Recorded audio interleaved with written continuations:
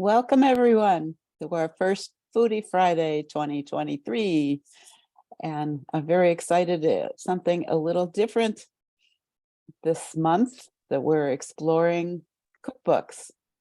And basically it's the intersection of art and history and women's history and cooking all together, all in one.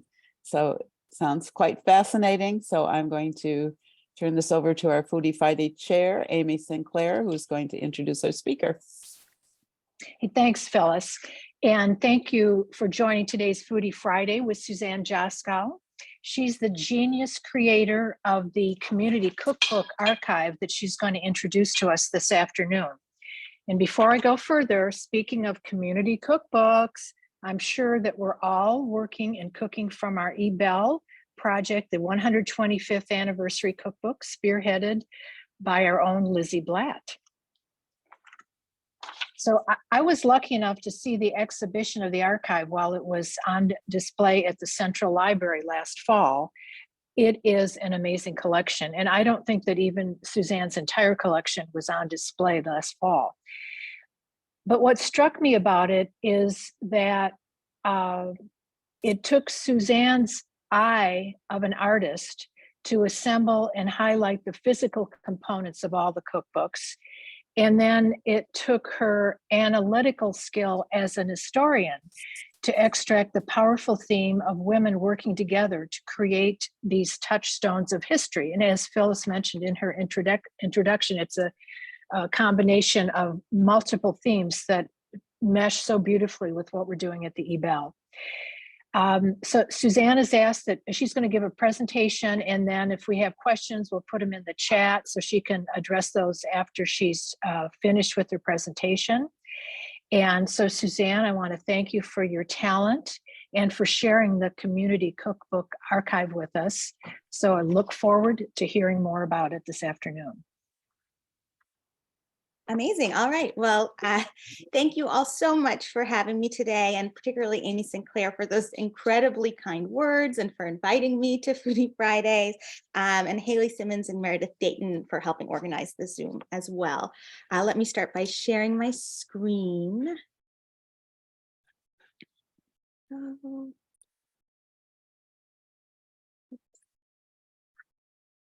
Okay. So at its core, the Community Cookbook Archive is a record of Los Angeles stories through food. So it's exciting to me to be speaking with the members of the Ebell today, whose history of service and club membership is so entwined with the history of Los Angeles. I like to open with this excerpt from the Introduction to Tasty Delights and Remedies, which is a community cookbook in the archive from First United Methodist Church in Compton. Whenever and wherever people gather, food is usually one of the primary reasons or focus of the gathering. Food provides nourishment for our bodies, but when we gather around food, it also becomes a subject of conversation. Now, this quotation is particularly resonant for Foodie Fridays, since you are certainly a group who understands food as both nourishment and subject. And congratulations on that beautiful community cookbook that was recently put together. You may already know that the Ebell Societies of Southern California actually have a century-old legacy of community cookbooks. So before I dive in to talking about the archive as a whole, I felt I would be remiss to not quickly spotlight a few of those books in particular. Pictured are 3 cookbooks put out by the Ebell Societies of Santa Ana and Long Beach, respectively. The illustration on the cover of the 1918 cookbook on the left is by Santa Ana member Ava Wells. The book features low-cost luncheon ideas for feeding 30 people, and it was published with an eye towards food conservation while America was at war. Ms. Wells also led a lecture series at the Santa Ana Clubhouse addressing wartime economics during this same period during World War I.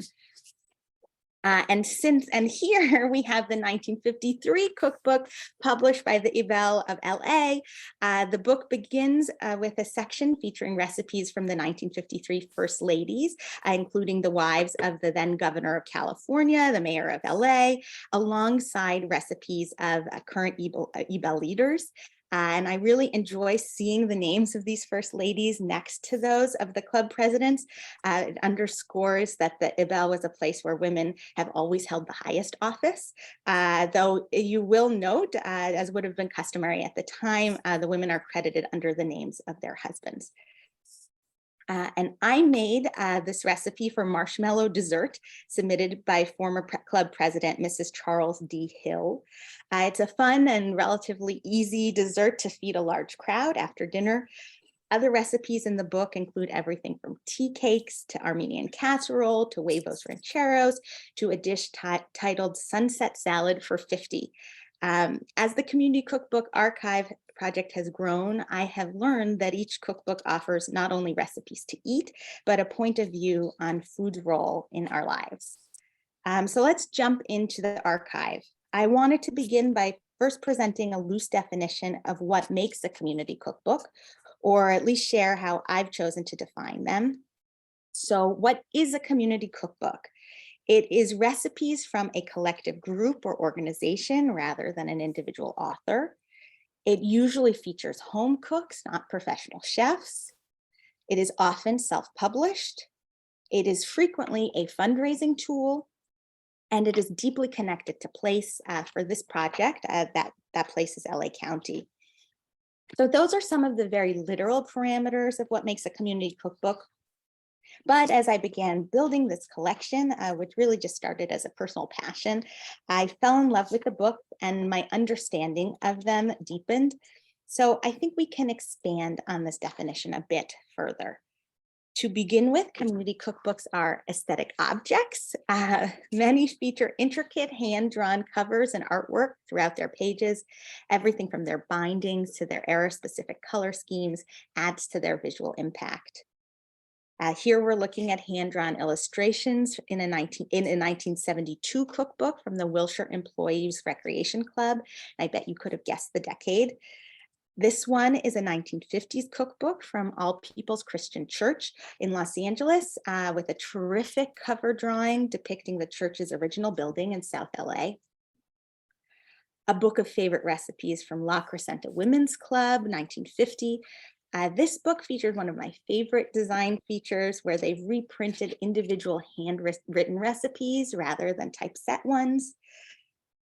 And these two mid-century cookbooks from secretaries' organizations are another favorite. They're designed to look like steno pads. And then this is a booklet of prize-winning recipes submitted by Angelinos to their local ice delivery company. It's an incredibly delicate creation. This is a 1955 cookbook from the Church of Latter-day Saints Brentwood Ward. It is a hand-painted wood cover with a woven binding, and it really is a one-of-a-kind art piece. So aesthetics of many of these books often share a scrapbook quality. Here we have the women of the Los Angeles Bridge Unit in Inglewood, 1986, and they're photographed as you might find in a yearbook. And then 60 years earlier, we have another very similar group photo. This one is in the Three Links cookbook from the Daughters of Rebecca, a women's auxiliary to the Oddfellows, which was printed in 1925 in West Los Angeles. From the late 1970s through the 1990s, the LA County Fair produced yearly cookbooks filled with prize-winning recipes. Each year, the fair had a theme, which is also reflected in the cover art. And of course, the World Championship Lakers published their own cookbooks in 1985 and in 2001. And they're filled with headshots and recipes from players and staff, and even Magic Johnson's mom has a recipe in there. So in addition to being aesthetic objects, community cookbooks also serve as primary source documents. These books are unusual in that they actually invite you to add to them. Many include blank pages specifically for this purpose. It's also common to find personal inscriptions inside the books along with preserved recipe clippings. The marginalia can give it an almost diary-like quality. And then community cookbooks can also be subversive narratives. So this is a big one.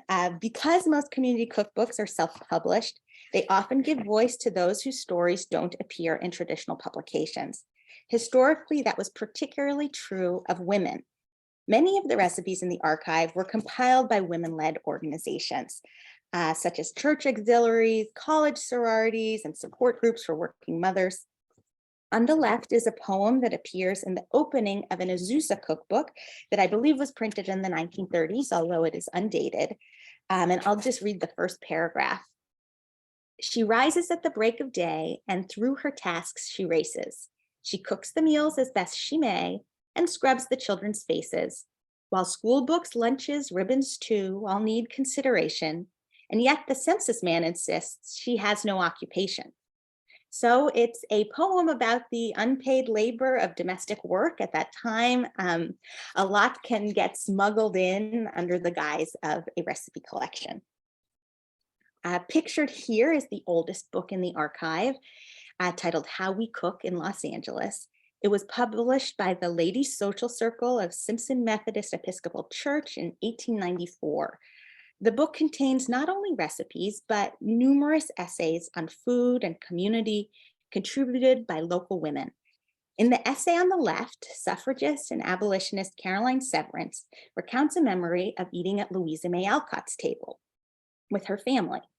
This is just another example of how, under the banner of a quote, woman's cookbook, contributors were able to document deeply personal histories. I'll come back to Caroline Severance as she's connected to many books in the archive. Another important example of subverting mainstream narratives is the Federation Cookbook. This cookbook, originally printed in 1911, was compiled and published by Bertha L. Turner, a well-known Pasadena caterer who also served as a state superintendent of domestic science. She is pictured on the right. This book is filled with recipes contributed by, and importantly for, Black women from throughout California. In her seminal book, The Jemima Code, journalist Toni Tipton Martin writes of the Federation Cookbook, "This recipe collection signals a shift from one intended to educate white housewives to one that preserved the culinary values inherited and practiced by the Black middle class." Again, this was published in 1911 in Pasadena, so it really puts Los Angeles at the forefront of this sort of printed culinary self-documentation. And here we have The Gay of Cooking, published in 1983.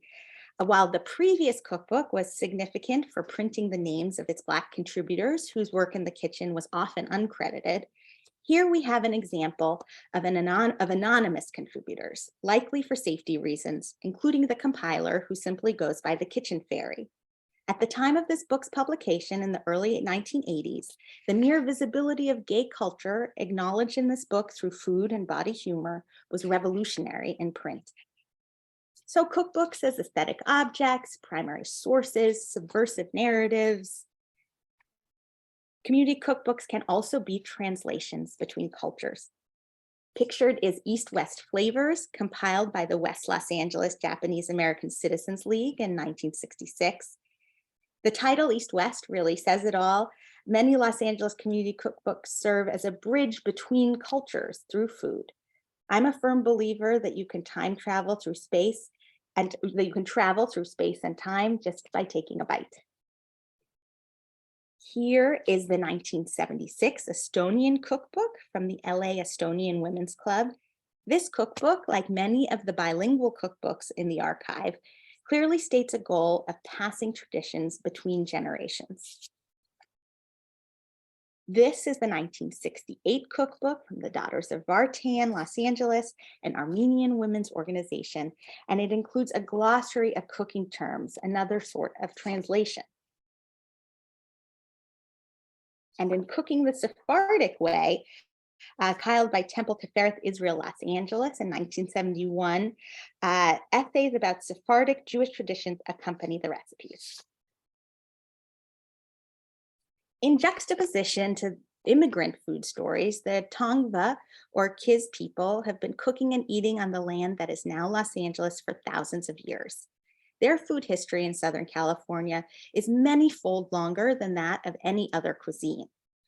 Early written records of Southern California native foods were mostly transcribed by outsiders. In contrast, these community cookbooks contain recipes directly from tribe members. As much as community cookbooks have helped Angelenos stay connected to faraway homes or past generations, they have also served to document the growth of Los Angeles itself. Community cookbooks are undoubtedly a record of place.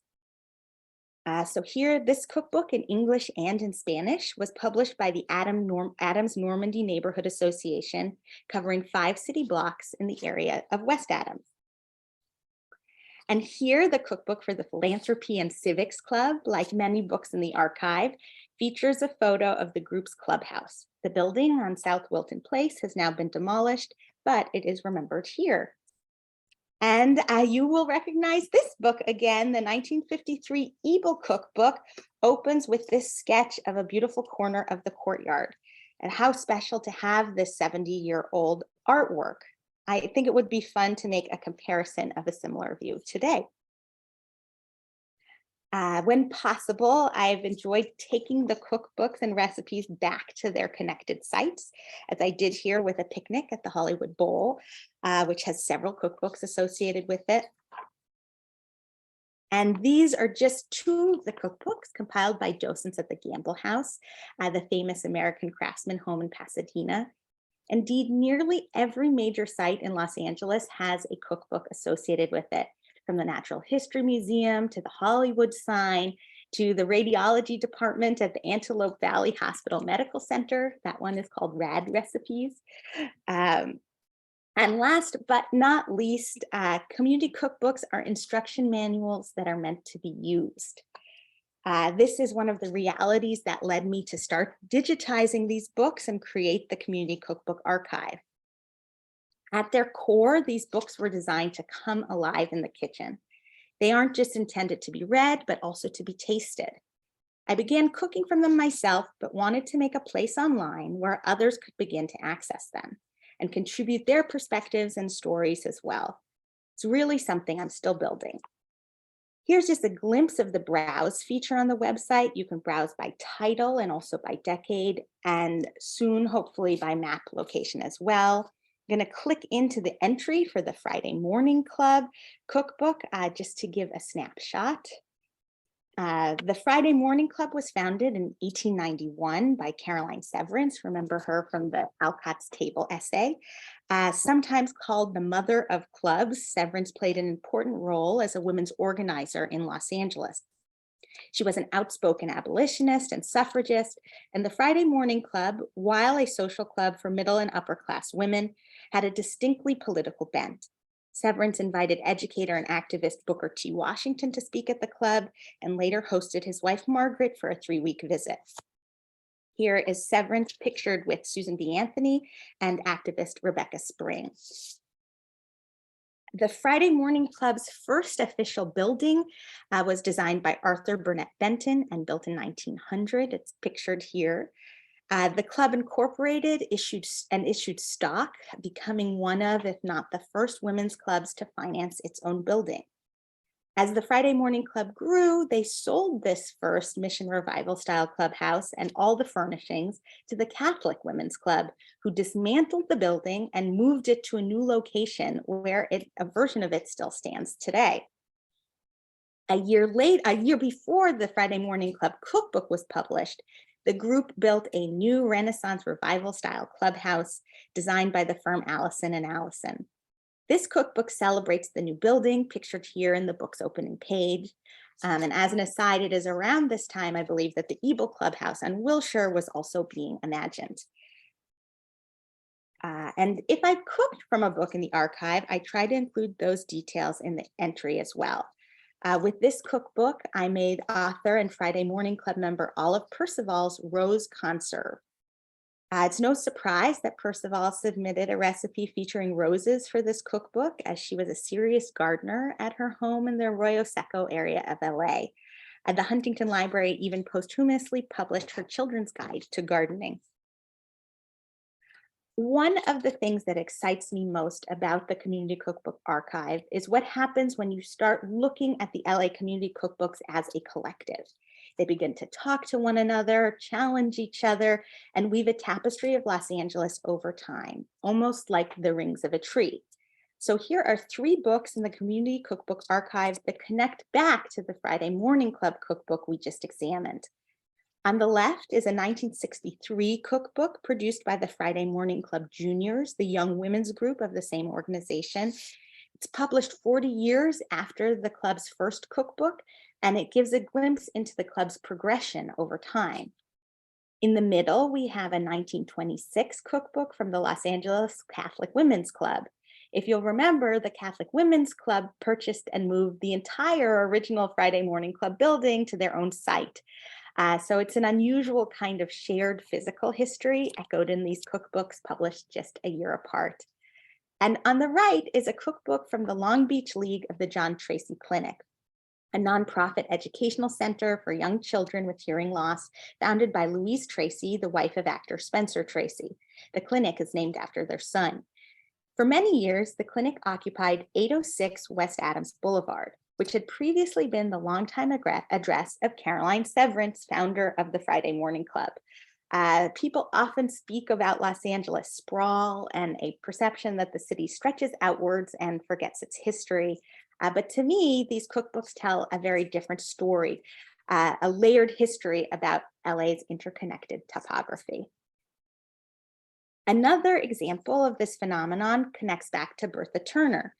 I'm by no means the first person to draw attention to the significance of the Federation Cookbook discussed earlier. But as I leafed through other cookbooks in the archive, I was intrigued to find Ms. Turner's name in 2 additional books as well. One is an advertisement for Turner's catering business in the Superior Cookbook, 1927, put out by the Lamanda Park Women's Club.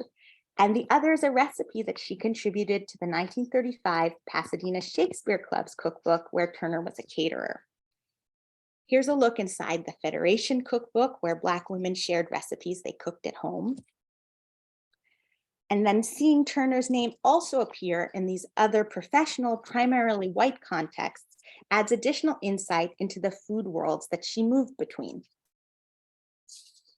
As an aside, I have made Turner's recipe for deviled eggs, tomato, and crab canapé. I'm not usually in the business of critiquing these recipes, but it is worth a mention that these are particularly fantastic. Highly, highly recommend them. For this project, I have chosen to focus on Los Angeles because that's where I live and work. And these are some of the LA communities that have produced cookbooks that are part of this archive. And I think you could probably do a collection of community cookbooks focused on any region, but it would result in an entirely different set of stories. For one thing, Los Angeles's growth as a city was bound to its complex food history. Long before ranches and citrus orchards dotted the San Gabriel Valley, the area was home to indigenous oak trees. For millennia, these valley oaks offered not just wood material, but also nutrient-rich acorns, a dietary staple of the Tongva or Kiz people who lived here. By the late 1700s, however, Spanish missionaries took the land and began clearing and cultivating it for agriculture. The practice continued after California's statehood, with settlers arriving by wagon. In the early 20th century, a major way that Los Angeles told the story of itself to the rest of the country was through the image of bountiful produce. Even today, California agriculture produces more than half of all the US grown fruits, nuts, and vegetables. Those locally grown ingredients are prominent throughout the recipes in these books, particularly citrus, walnuts, almonds, and dates. Another aspect that's specific to LA is the city's identity as a destination for people coming from somewhere else. Take this quotation from the introduction to the Landmark Club cookbook from 1903. Californians come from everywhere. Every state, nearly every county in the Union is represented here. While a few other cities are as cosmopolitan as Los Angeles, no other city in the world is made up of so many intelligent and well-to-do people so far from their old homes and from homes so widely scattered. Perhaps in proportion to the population, there is no other city in whose households are in vogue so many varieties of cookery from so many lands and localities. Again, 1903. But of course, being a city of many cultures has not come without conflict, appropriation, and erasure. Those tensions can spill over to the food and the language of these cookbooks as well. Here we have, again, the 1894 How We Cook in Los Angeles. The title presents its contents as an introduction to specifically Los Angeles cuisine.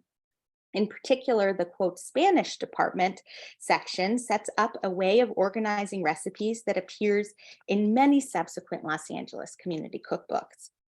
Beyond simply a reference to Spanish-speaking nations, the term Spanish was often used to whitewash or Europeanize food that in fact had long-standing roots in the Americas. While this may have been done as a marketing technique to make white settlers moving west more open to new dishes, it was also a tactic by those who had lived and owned land in Los Angeles in the decades before statehood, when the area was still under Mexican rule. Those, quote, Californianos often took great pains to distinguish themselves from newer Mexican immigrants by emphasizing and sometimes fully inventing direct links back to colonizers from Spain. Many scholars have written deeply on this topic, and I encourage you to check out the further reading section of the archive's website for links to much more if that topic is of interest to you.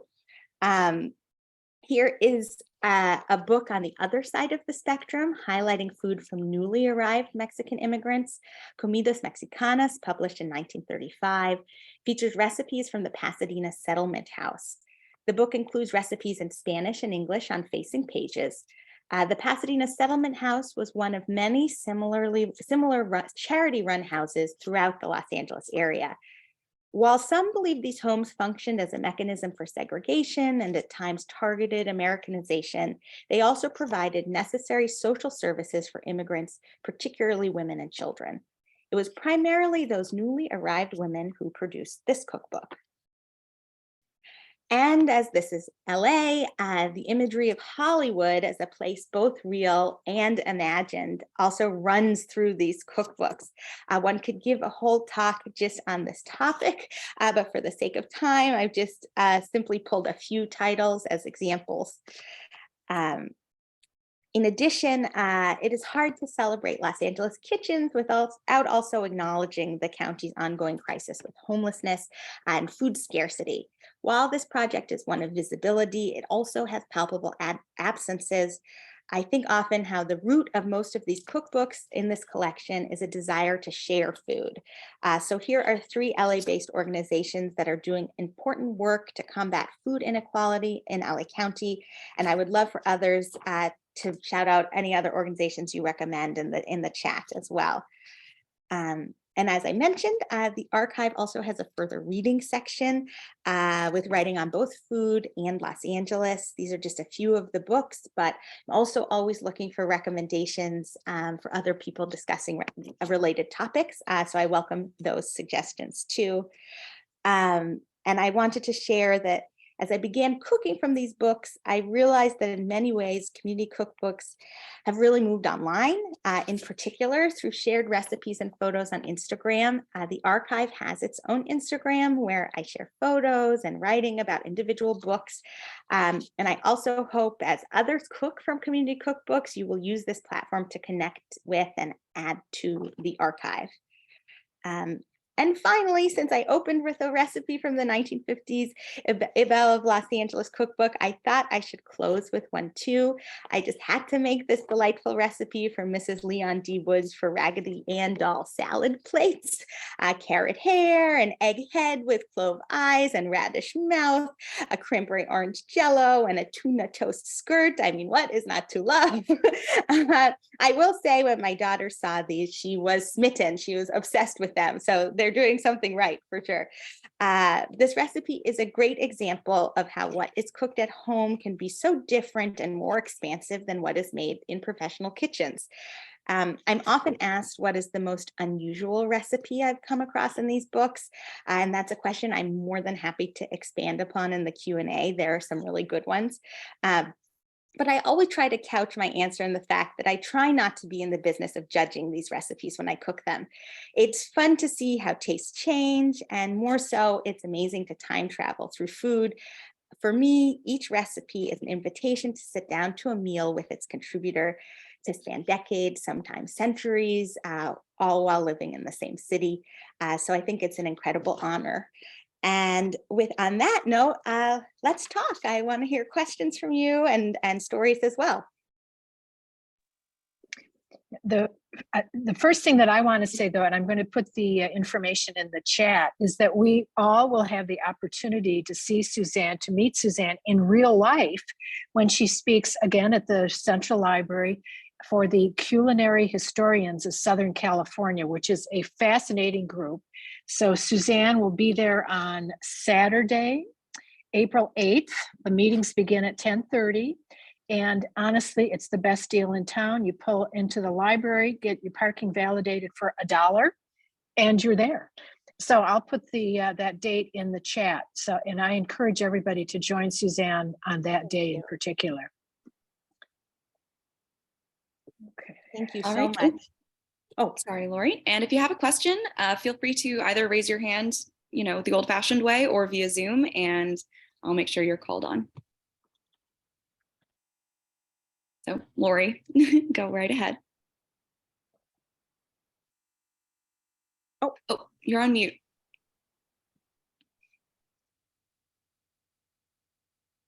I'm sorry. I'm on my phone, so it's a little hard for me to see what's going on. But Suzanne, thank you very much.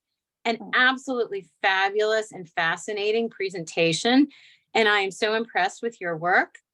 I have a couple of questions. I know Amy mentioned your talk at the Central Library. Will you have your books on display, or is that something that's no longer?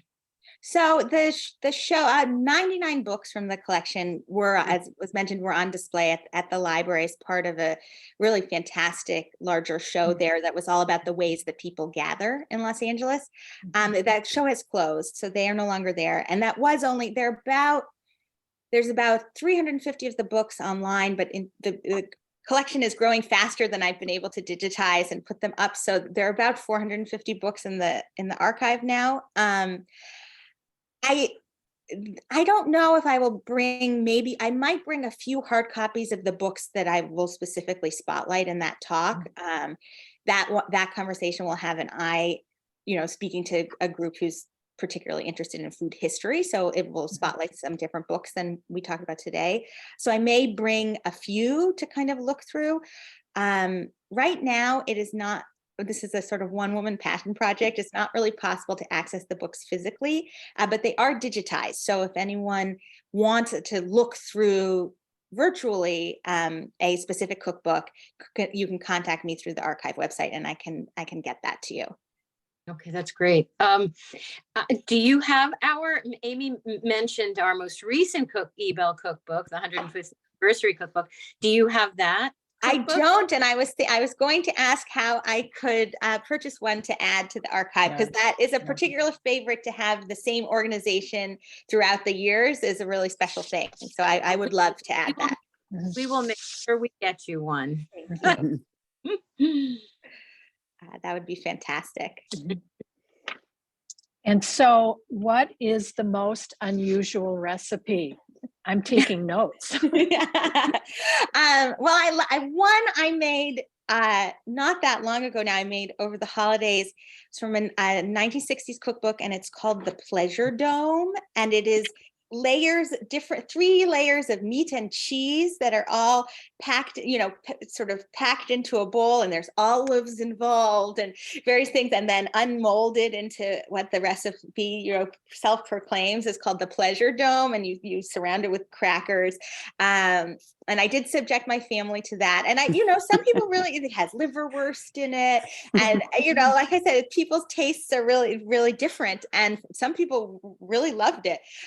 So that's one I like to reference, because I think it is not something you might see even in most contemporary home cooks bring up, but that was clearly someone's party trick. They brought the Pleasure Dome, and everyone was, so that's one I like to reference, because the title is just so good too. Phyllis, go ahead. Suzanne, I know that you're an artist by profession, but your knowledge of California history is quite amazing. Oh. And I was wondering how all this came together, whether it was the cooking that started it, or the art, or the history, or if you learned the history through the cookbooks, or you knew the history and put the cookbooks into that mold, or how did it all work? Yeah. Oh, that's such a great question. Thank you. Well, I sort of have had a circuitous career path. I actually moved out to Los Angeles. I worked in the film industry and then went back to get my MFA in fine art.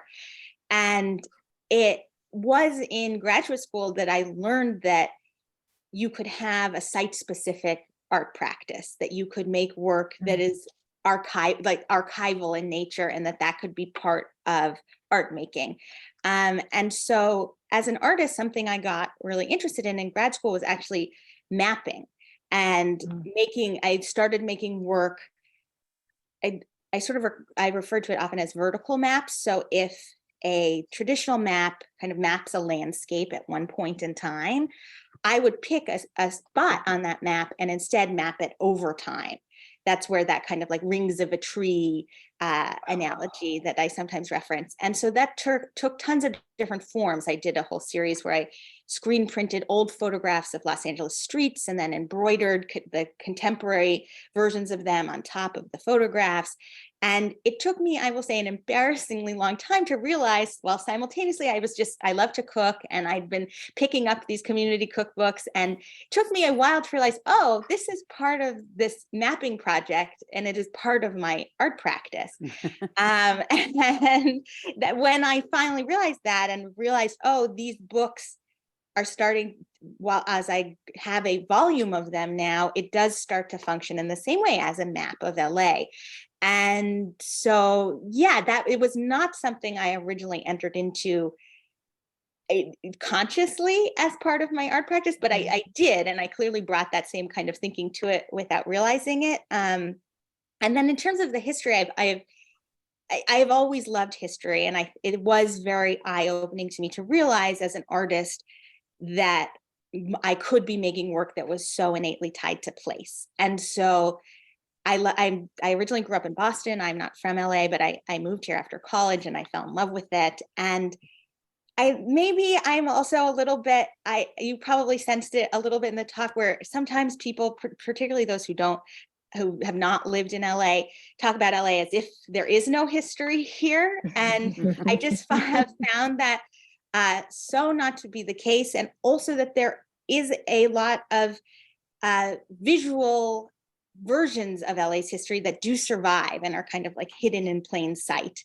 that often don't get the recognition that they should. I think that so many, when I go through these cookbooks, I think it really might surprise people both how many of these organizations still exist. I mean, it probably won't surprise you all, since you are part of an LA institution with such history, but also how, even if the organizations don't, how much of the architecture still exists as well, and how I really do enjoy bringing the books back to the sites they're tied to when I can, because that you get, as you saw in the presentation, these kind of visual doublings where the cookbook has a photograph of the building, and then here is the building in 2023 and it's still there. And so, yeah, this is, I love this stuff. So I read about it when I can, and I've learned a lot from these cookbooks. A lot of them tell the stories of these groups and their members in ways that I wouldn't have found if I was just doing a Google search or something. So I learned from them too.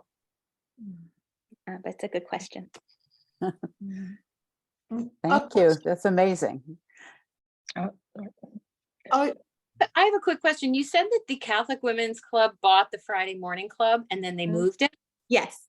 Where did they move it to? So what is the address? It is a great question. I have it on the archive website, I believe, if you click into the entry for the Catholic Women's Club. I don't know it off the top of my head.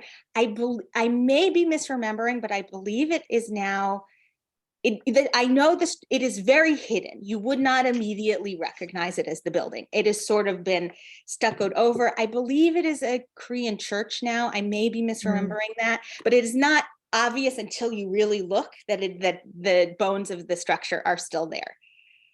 But I can look up what the address is and share that out, because there's a good question. It's fun to kind of do this like sleuthing around the city and see that stuff. Yeah. Thank you. I have a question. How does one scavenger hunt for community cookbooks? I mean, now your friends know you collect them, so they probably send them over to you, but is it, you know, flea markets or, yeah. Yeah, another great question. Yeah, I mean, I started out with the project just, fine. I often say they're kind of in the bottom of the box sort of thing. A lot of these cookbooks have not gotten in a lot of attention either historically. There are a lot of books in the collection that are not in World Catalog. They're not part of institutional and library collections because they just haven't. Some of them are, but a lot of them are not, because they just weren't seen as really, you know, they were seen as self-published things and not part of not part of what an institution might collect. And so over the last few years, I've had a relatively easy job finding them, in a sense, because nobody else wanted them. That is starting to change, which I'm happy about. I think a lot of institutions and archives are saying whose voices are missing from what we have here, and are finding these books as a way to fill out those stories. That I've really noticed a shift in that. That was not true when I first started this collection. So that's fun to see. And it's not true of all of them. The LAPL and certainly the Huntington probably has, I would say, one of the best collections of LA community cookbooks up to 1960, because they were donated someone else's collection. A woman who collected these through around 1960 donated them. So as a whole, you can also find them, because in traditional settings, the cookbooks are not always, it's not always clear they're a community cookbook. If you were searching through a traditional catalog, it's not always indicated that way. But so, yeah, and then a really fun thing that has happened since that library show and the project has gone a little more public is I've heard from a lot of people wanting to donate books to the collection too. We were talking before the Zoom really started about how these are really emotional objects, and I hear from people who say, oh, this was my mother's book, my grandmother's book. I don't want to get rid of it exactly, but I don't want to, I don't cook from it. It's kind of just gathering dust on my shelf. I don't know what to do with it. Would you like it? And I always would love it. And I love to get stories with it. And something I haven't had the time to implement it yet, but as more and more of these books come in, I also, I want the archive to be a record of where they came from too. So as I upload those, they will also say, oh, this came from so-and-so's collection, that she was a member here, etc.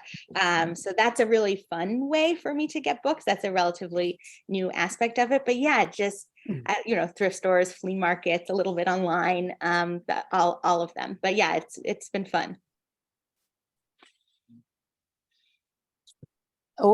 Where do you, do you collect them from other places other than LA, or are you restricting your collection just to local ones? I have really tried hard. I mean, the archive itself is technically just LA County.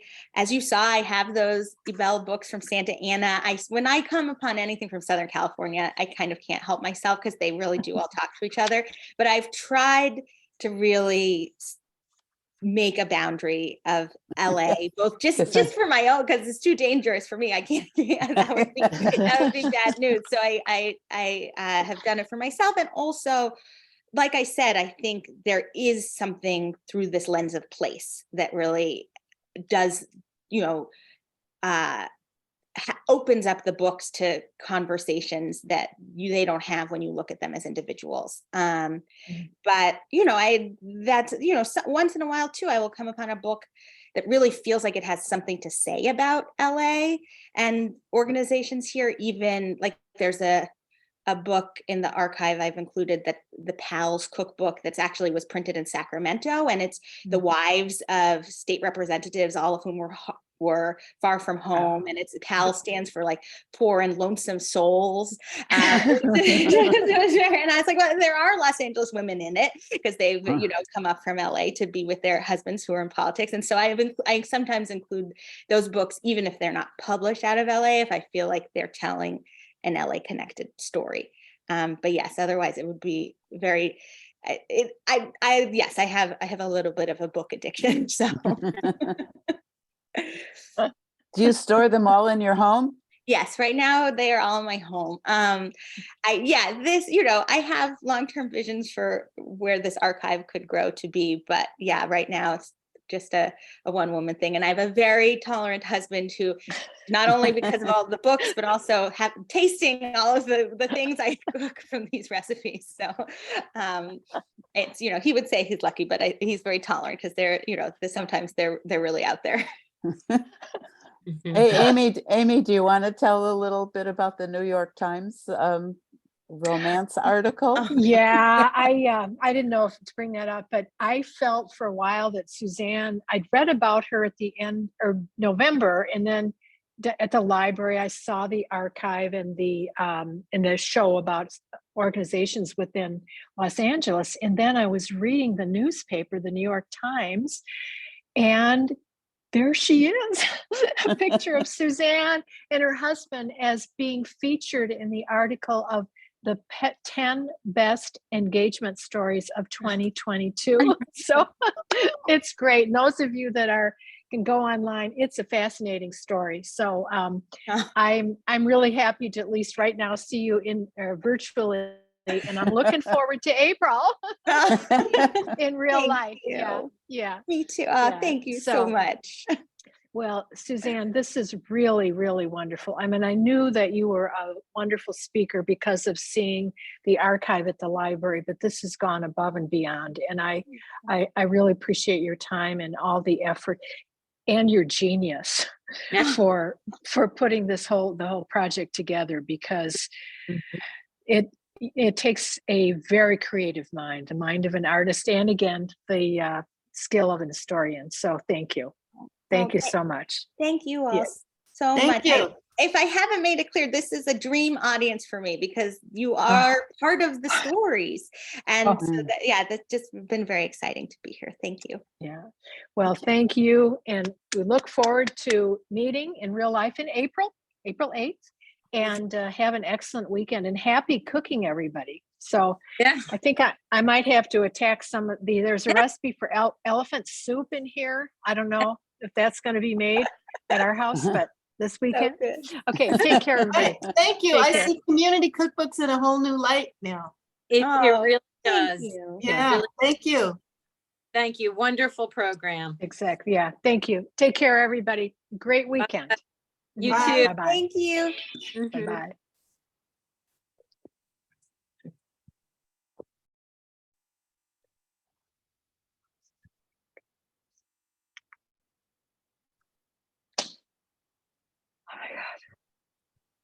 Oh my God.